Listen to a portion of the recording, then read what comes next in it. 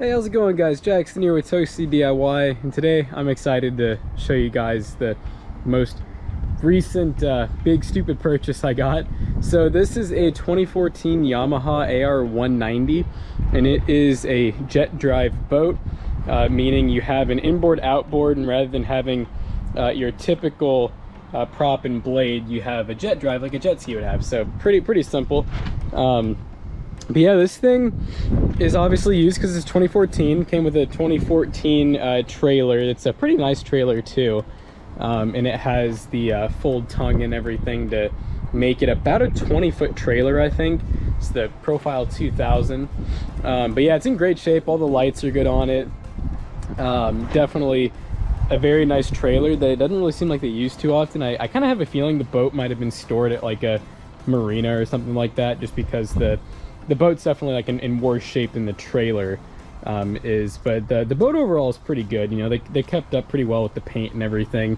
A lot of the stickers, you know, coming off, so eventually I might just take the sticker off and everything. But they've definitely done some upgrades to it. Well, some upgrades, some just kind of modifications. You can see here they kind of put like a step, you know, to be able to get on and off and not slip. A little bit of fiberglass damage here and there. That's really the worst of it. But as far as underneath goes and everything, it's in really good shape. Not any major problems. Now, since this is an AR190, it comes with a factory ski tower. Also has a bimini top that connects to it, which is really nice. And one mod they did was add these really big JL audio speakers. Those are super nice, and then they also were nice enough to add an amplifier for them, so the music actually sounds good. I'm gonna go ahead and take my shoes off and get up in here. But as many people know, Yamaha is really known for their AR boats and a couple of other series because they have these really awesome swim decks here that sit just above the water. So the water usually sits right about here, and it's really nice to be able just to kind of sit back here, relax and everything. You have a nice pull-out ladder, so that's super cool. They also added this vector here, which is nice.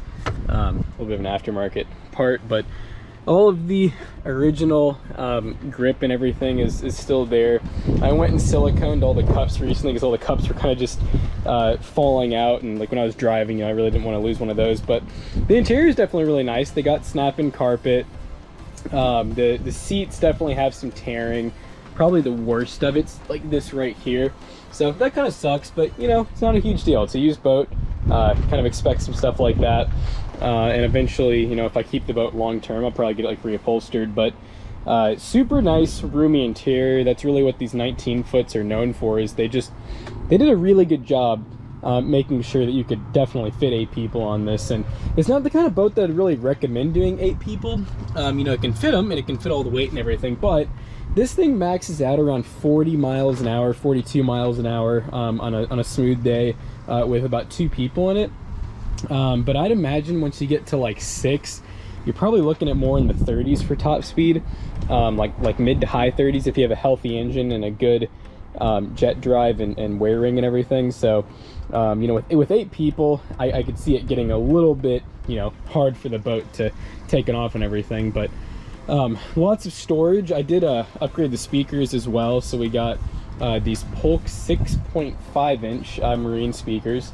They're just like basic ones you can get from Walmart. They're about 60 bucks for 2, so end up being like 130 after tax for all 4. And then we have, like I said, we have these nice JL really big speakers up top here that kind of are rear facing for, you know, when people are swimming and whatnot. So definitely packs a really good punch on audio. And then they have I think it's, yeah, pretty basic. It's the XDM, which I think is it's, yeah, dual, which is a really cheap brand, you know, basically like a Walmart type brand. But it looks like it does have like a nice 12-volt port here, and then I think that's an auxiliary port. But yeah, I mean, pretty basic. You just use this like little spring here to open and close that. So let's go over some of the storage stuff. So we got this in here, which I need to throw the Subway away before that gets gross. I think it's actually literally just the bag. But really nice big storage. It's all carpeted too. I don't know if all the boats come like this. I imagine they do, but I do love that feature, like just having the carpeted inside. It helps with sound deadening. It's just like a premium feel. Here's our radio, there's our amp, nice little clip-on mirror and everything. I'm assuming that doesn't come with these. It's probably just like an aftermarket cheap mirror. But we got that, and then we have a huge ski storage right here that we just turn and open.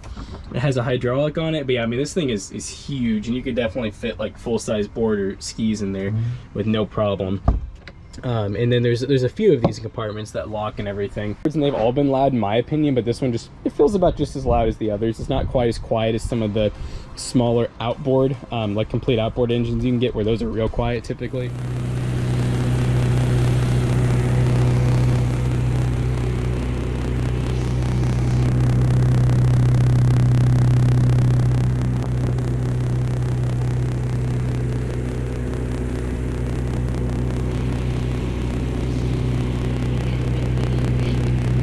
I'm gonna take over for 1 second, do like a just full throttle run, you know, and then I'll put it back down to cruise, and I'll let you steer for a couple minutes, okay? You know? Okay, I'm gonna try to, yeah.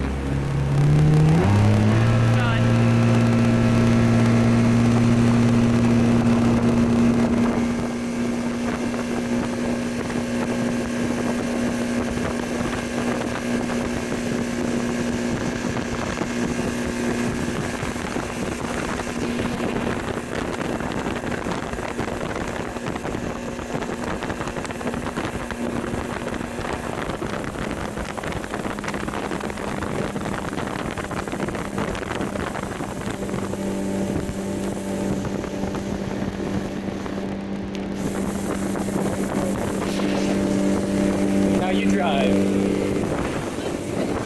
You got it.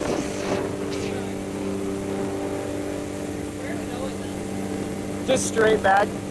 No turns or anything, just kind of, you know.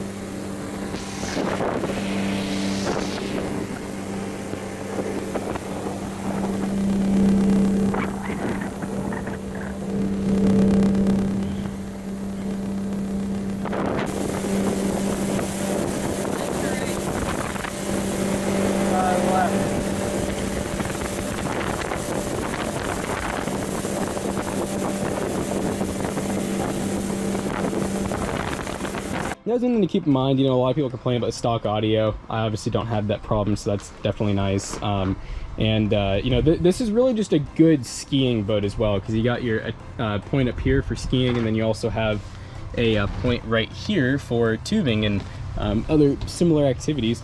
This right here opens as well, and it basically is just like a flat, you know, just fiberglass under it, and that's how you can access your outdrive clean out, so you can actually get down in there, and if there's any debris in the jet drive, you can clean it, which is definitely, once again, another nice feature. It seems like Yamaha just really did a good job, you know, with making sure that this is user-friendly enough, so that's definitely nice, and you don't see that too often. But yeah, I mean, overall, I'm really enjoying it so far. I don't really have any major complaints besides, you know, it is just a 1.8 liter four-cylinder that's NA, so you know, I do have kind of like the feeling of, you know, maybe I want a little bit more.